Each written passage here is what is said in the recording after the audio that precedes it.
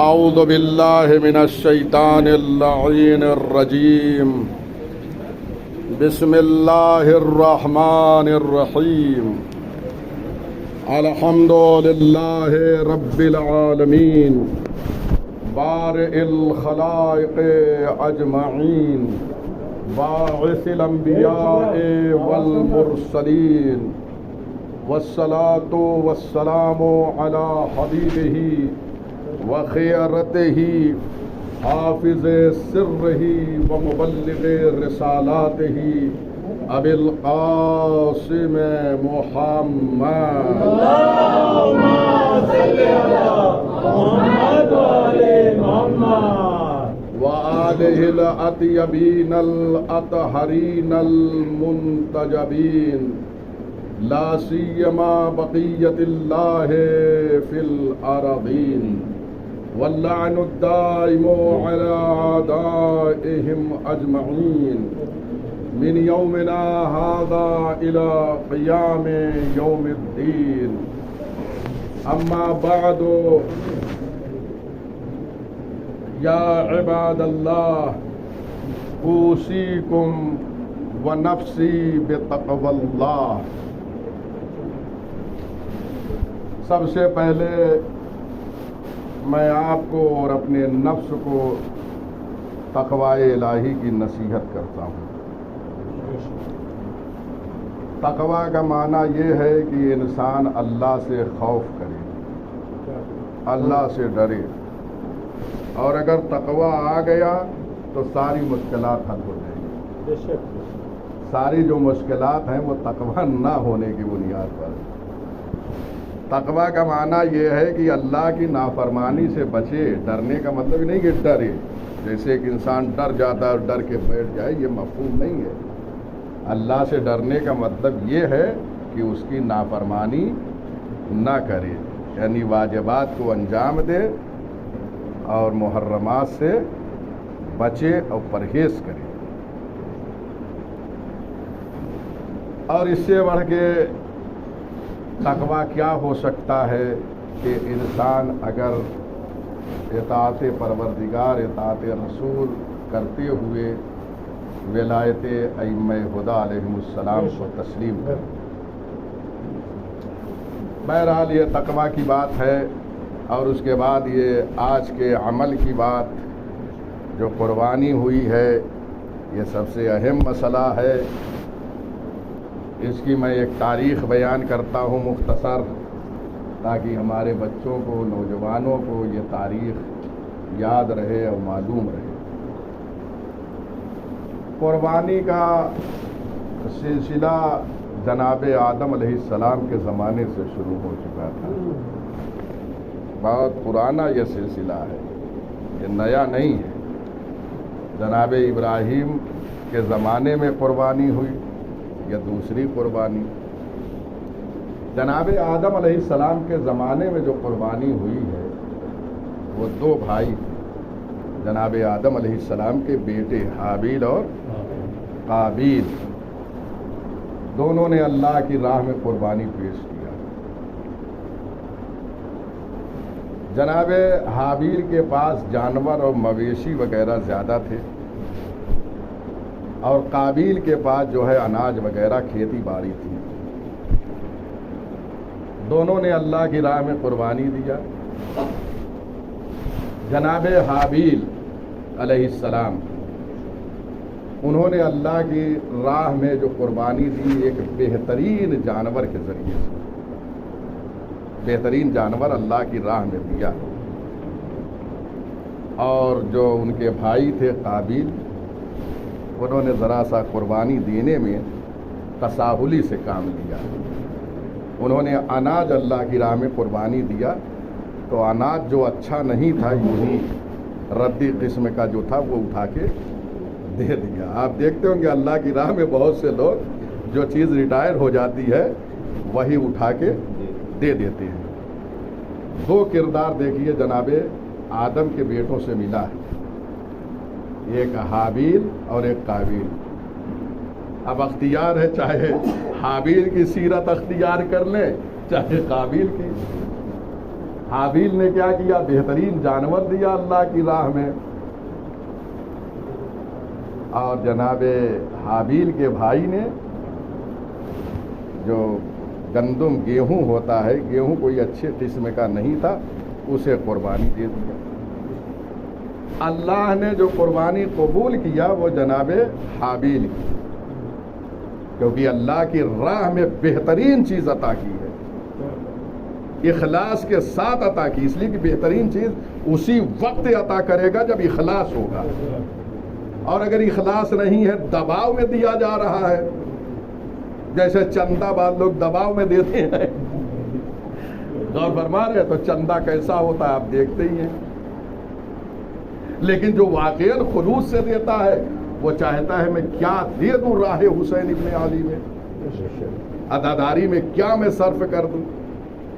لیکن بعض وہ بھی ہوتے ہیں، یہ بیچارے جو چندہ لیتے ہیں، یقین جانیے کہ مولا کی راہ میں یہ جو اٹھتے ہیں یہ ہمیں اللہ کی طرف دعوت دے رہے ہوتے ہیں، اس کی طرف بلا رہے ہیں۔ بعض لوگ انہیں دیکھ کے جو ہے راستہ ہی بدل دیتے ہیں، یہ بھی حالات پیدا ہو رہے ہیں۔ تو بہرحال یہ قربانی جو ہے، ایک نے اچھی قسم کی قربانی دی اخلاص کے ساتھ، اللہ نے اس قربانی کو قبول کیا اور قابیل کی قربانی کو رد کیا۔ قرآن مجید میں یہ واقعہ پورا موجود ہے، قرآن مجید پڑھیے اور آیتوں کے ساتھ پڑھیے، میں ریفرنس دے رہا ہوں سورہ مائدہ آیت نمبر 27، اس میں ہے تفصیل سے واقعہ موجود ہے۔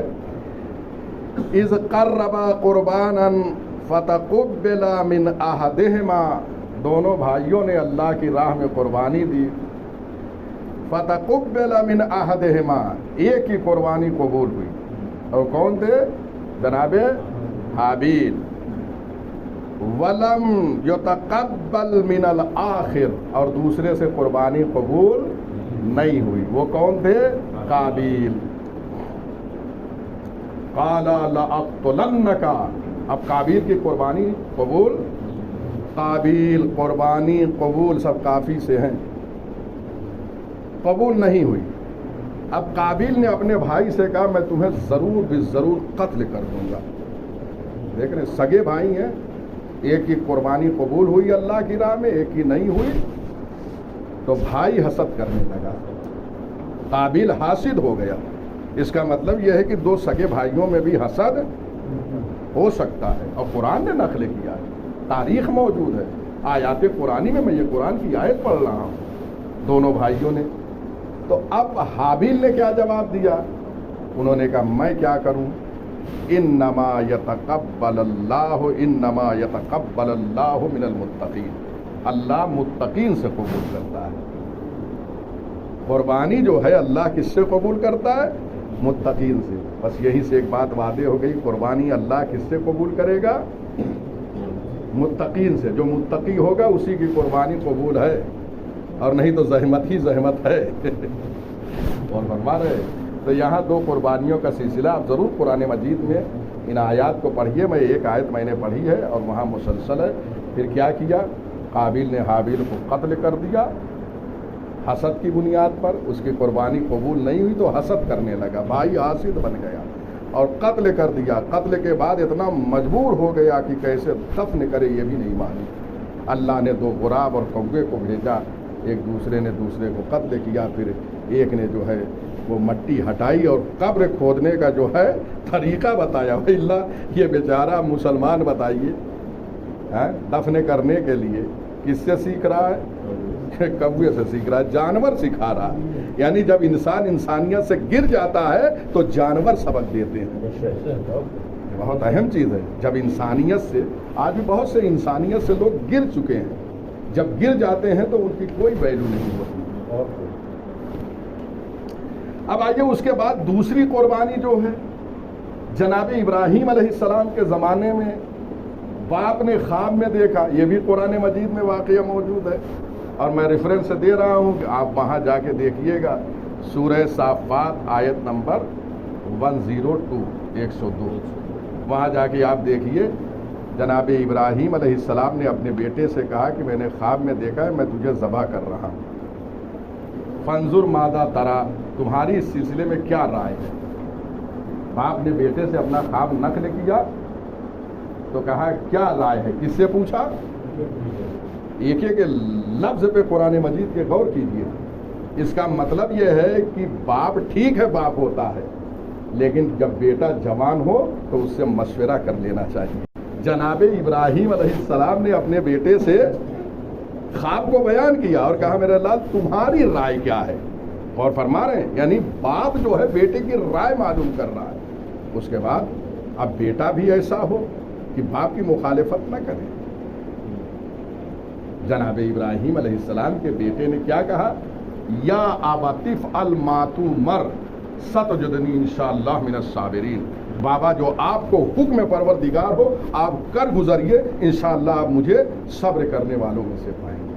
آپ نے خواب دیکھا ہے، مجھے ذبح کر رہے ہیں، آپ مجھے لے چلیے مقتل میں، ذبح کر دیجئے، انشاءاللہ آپ مجھے صابرین میں سے پائیں گے. جناب ابراہیم علیہ السلام اپنے بیٹے کو لے کر چلے مقام منا پر، جہاں حجاج کرام آج قربانی دیتے ہیں. یہ وہی سنت ابراہیمی ہے جو وہاں پر واجب ہے. قربانی جو حجاج ہیں منا میں جو ہیں ان حاجیوں پہ قربانی واجب ہے، اور جو حج میں نہیں ہے ان پہ مستحب ہے، واجب نہیں ہے. لیکن یہ جناب ابراہیم علیہ السلام کی یادگار ہے. ایک باپ نے بیٹے کو منا کے مقام میں لٹا دیا اور چھری نکالی، رکھ دیا چھری، لیکن اخلاص دیکھیے کہ جو حکم خدا تھا اسے بجا لائے. اللہ نے بھی ایک دمبا بھیج دیا اور وہ دمبا آیا، جناب اسماعیل علیہ السلام بچ گئے. تو یہ دوسری قربانی ہے جس کی یاد آج ہم مناتے ہیں. میں ایک روایت اور پڑھتا ہوں کہ یہ آج کا دن کتنی اہمیت کا حامل ہے. جو روز قربانی ہے، عید قربان جسے ہم کہتے ہیں، قربانی کا دن ہے. آج صرف جانور کی قربانی نہیں، اپنے انا کو بھی آج قربان کر دیجیے. آج اس کے جو انا کرتے ہیں، میں اس پہ بھی آج جو ہے چھری چلا دیجیے. اور ہم کہیے میں نہیں، حسد کے گلے پر چھری چلا دیجیے، کبر تکبر کے گلے پہ چھری چلا دیجیے. آج بہت ساری قربانیاں دیجیے. آج پروردگار سب کی جانب متوجہ ہے. آج اس کا لطف و اس کا کرم، اس کی رحمت عام ہے. آج کا دن جو ہے سارے گناہ پروردگار اس قربانی کے عوض معاف کر دیتا ہے. آج دعائیں قبول ہوتی ہے. آج دو اہم کام ہوتا ہے. قربانی ہوتی ہے، پروردگار جو ہے انسان کے پورے گناہ کو معاف کر دیتا ہے. جیسے جانور کا پہلا قطرہ خون کا زمین پہ گرتا ہے، قربانی دینے والے کے تمام گناہ کو پروردگار معاف کر دیتا ہے. دوسرے روزے دعا ہے. اگر دعا کرتا ہے انسان تو معاف کر دیا جاتا ہے، اللہ یہ کہ انسان گناہ کبیرہ کا مرتکب ہو رہا ہو، اس پہ اصرار کر رہا ہو اور ترک کا ارادہ نہ ہو تو وہ معاف نہیں کیا جاتا. باقی آج کے دن سب معاف کر دیے جاتے ہیں. وہ روایت متعدد کتابوں میں موجود ہے، اور آج کے دن یہ خطبے میں پیغمبر اکرم نے ارشاد فرمایا. قال علی علیہ السلام، امیر المومنین علی ابن ابی طالب علیہ السلام فرماتے ہیں، سمعت رسول اللہ یخطب، میں نے رسول اللہ کو سنا ہے. مولا فرماتے ہیں وہ خطبہ دے رہے تھے، میں نے سنا ہے یوم النحر یعنی روز قربان، آج ہی کے دن میں نے پیغمبر کو سنا ہے خطبے میں.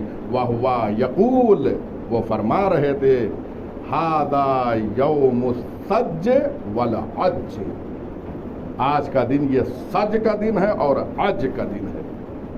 یہ دو لفظ جو ہے سج اور عج، اسی پہ پوری جو ہے دیوار جو ہے اوپر جا رہی ہے. یہ دو لفظ، یہ دو کلمہ بہت امپورٹنٹ ہے جس کو پیغمبر نے بیان کیا. آج سج کا دن ہے اور آج عج کا دن ہے. سج کیا ہے اور عج کیا ہے وہ ملاحظہ فرما لیجئے. کہتے ہیں سج کیا ہے؟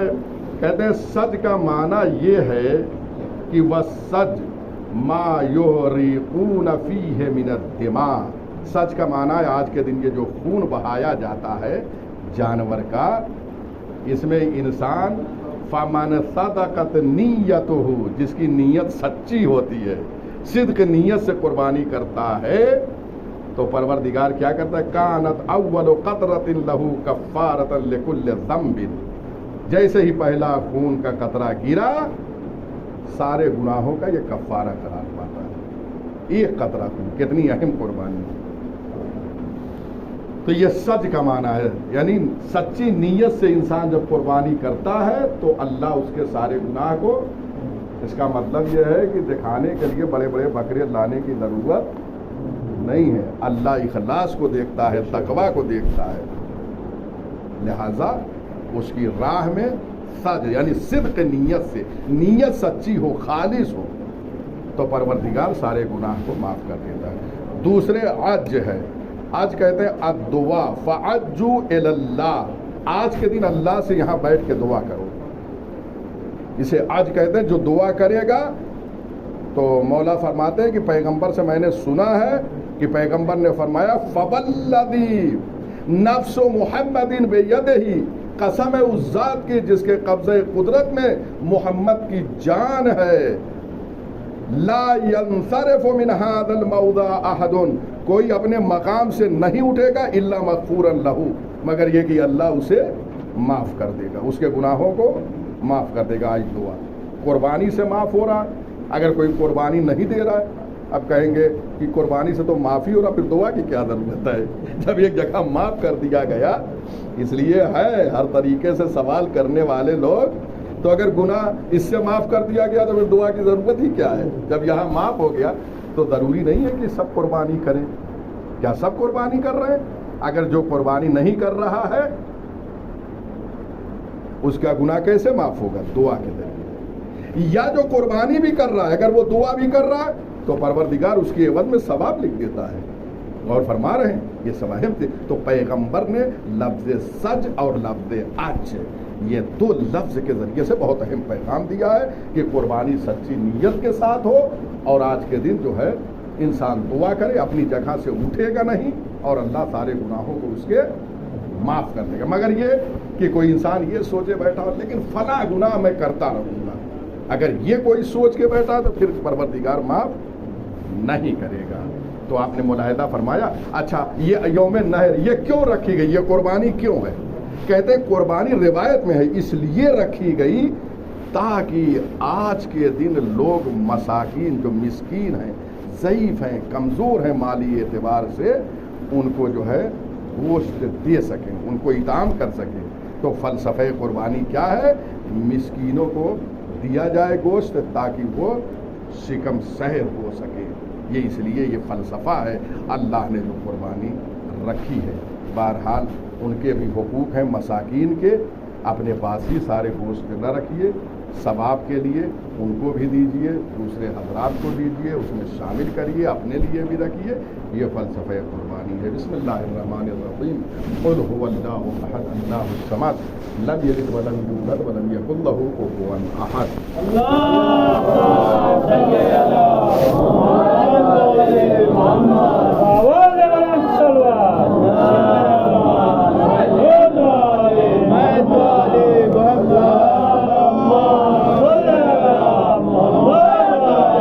محمد. اعوذ باللہ من الشیطان اللعین الرجیم. بسم اللہ الرحمن الرحیم. الحمد للہ رب العالمین والصلاة والسلام علی النبی الامی العربی القرشی المکی المدنی الابتہی التہامی ابی القاسم اللهم صل علی محمد وعلى آل محمد وآلہ الطیبین الطاہرین المعصومین المظلومین لا سیما بقیت اللہ فی الارضین واللعن الدائم علی اعدائہم اجمعین من یومنا هذا الى قیام یوم الدین. اما بعد، اب یہ خطبہ دوم میں 2-3 پیغام ہے اور سارے بیانات میرے خطبہ اولیٰ میں تمام ہو. آج کے دن جہاں دعا کے لیے کہا گیا ہے، آپ اپنے مومنین بھائیوں کے حق میں بھی دعا کریں جو دنیا میں دوسرے ممالک میں ظالم حکمرانوں کے تحت بڑی سختی میں اپنی زندگی گزار رہے ہیں. ان کے لیے دعا فرمائیں کہ ان سختیوں سے وہ نجات پا جائیں.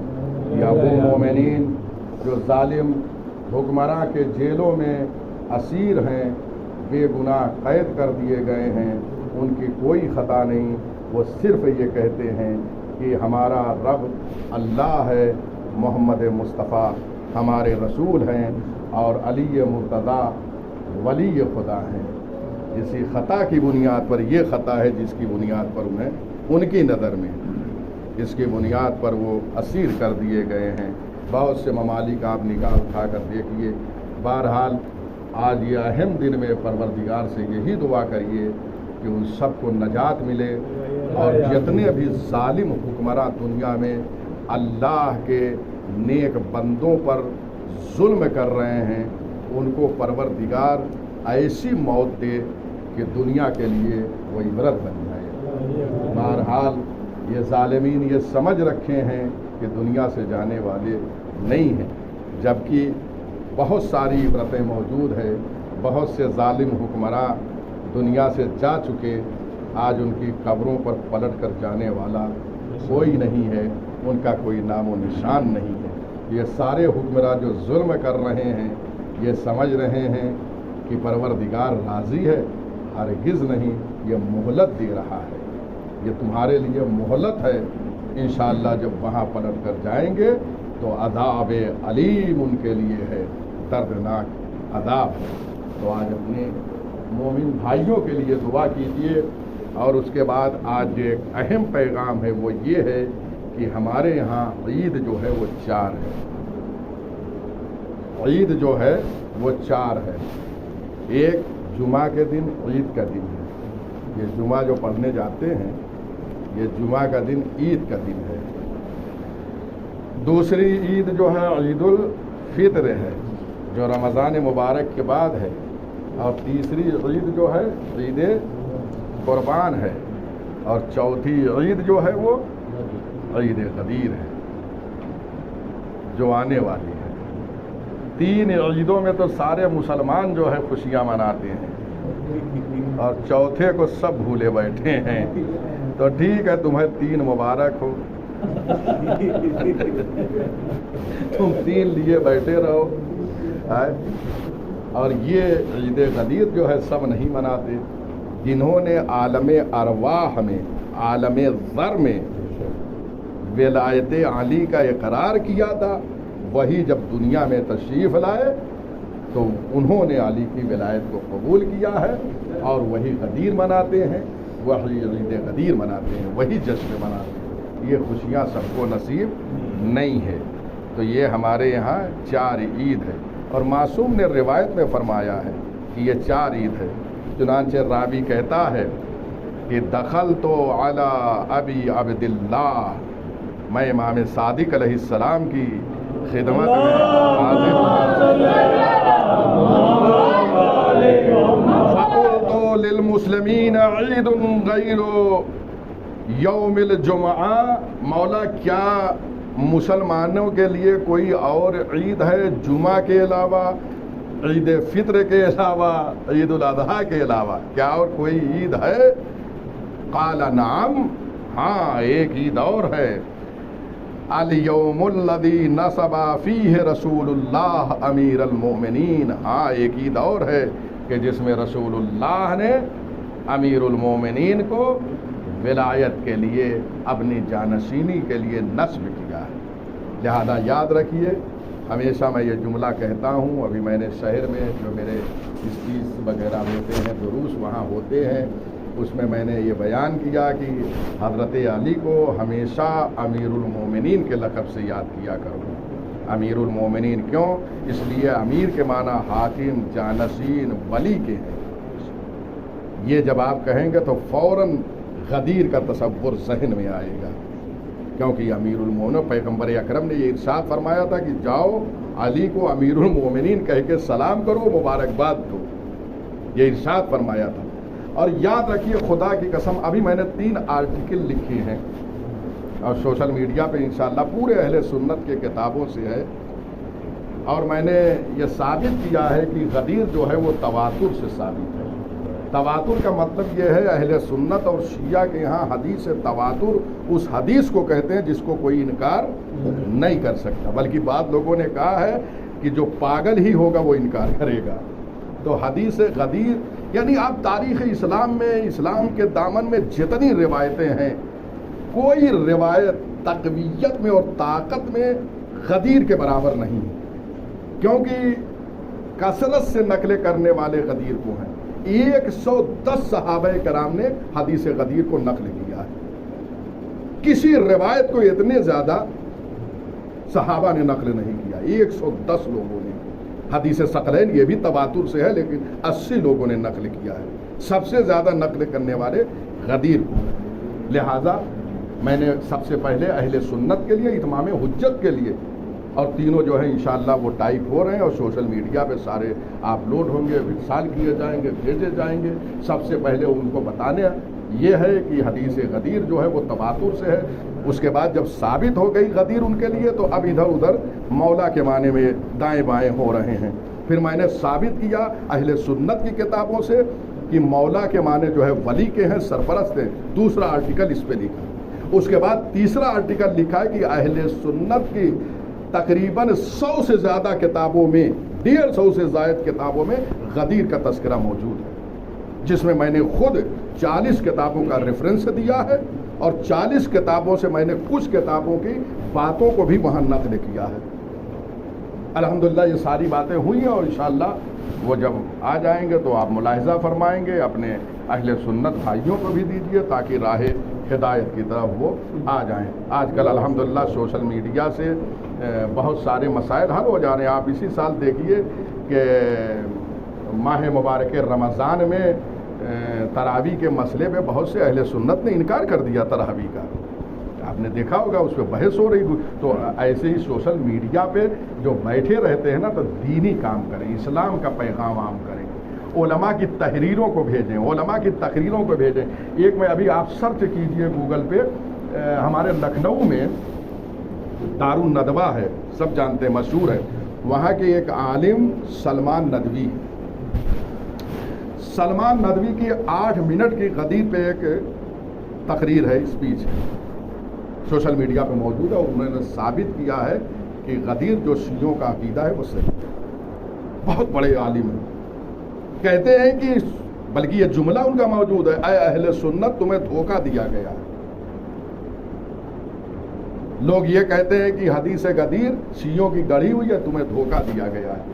در منصور میں سیوطی نے لکھا، نسائی میں امام نسائی نے لکھا، ابن ماجہ نے اپنے سنن میں لکھا، 10 کتابوں کا انہوں نے حوالہ دے کے کہا بتاؤ کیا ابن ماجہ شیعہ تھے، کیا نسائی شیعہ تھے، کیا سیوطی شیعہ تھے؟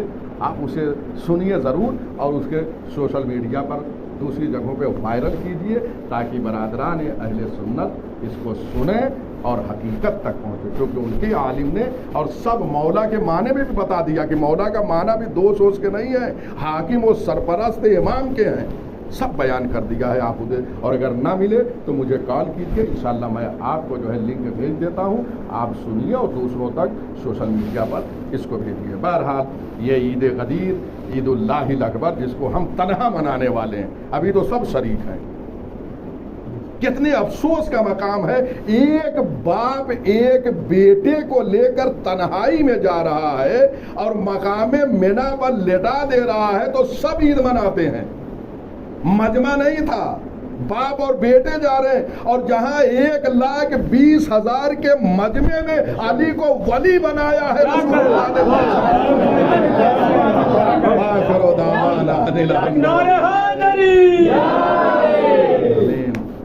آئیے پروردگار کی بارگاہ میں یہ دعا کرتے ہیں کہ خدایا تجھے واسطہ ہے، محمد و آل محمد کی عظمت کا ہم سے آج کی اس عبادت و بندگی کو قبول فرما۔